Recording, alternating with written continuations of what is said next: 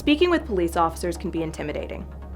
Today we're going to go over the best practices and common pitfalls that are made when talking with the police after witnessing or being involved in an incident.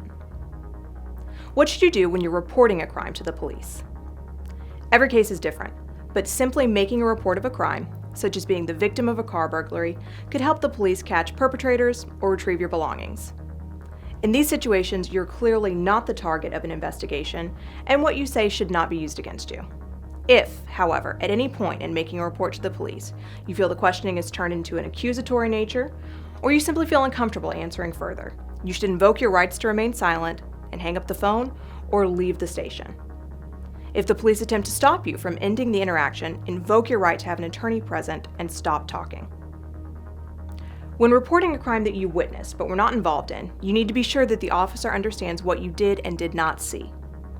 Police are human, just like you and me, and it's possible for them to make a mistake when taking down your account of what happened. This is especially true when police speak to multiple witnesses, which makes the blending of accounts more likely. Do not guess at anything. Only tell the police what you know. It's very important this information is accurate, as you may be called as a witness months or even years later to testify in court. You'll be relying on the statements you previously made to refresh your memory of the events that took place, so they must be accurate.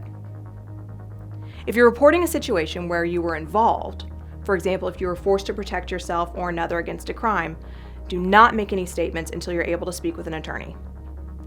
Having to use your firearm in self-defense is a very traumatic experience, and it's vital that you have time to gather your thoughts and think through exactly what happened before making a statement. To put things in perspective, when police officers are involved in a shooting, they're typically given 24 to 48 hours before they're required to provide an official statement. This is because they understand it's traumatic, and if they were to give a statement immediately after the event, they may not be able to remember everything clearly. Unfortunately, we as civilians aren't always given this benefit.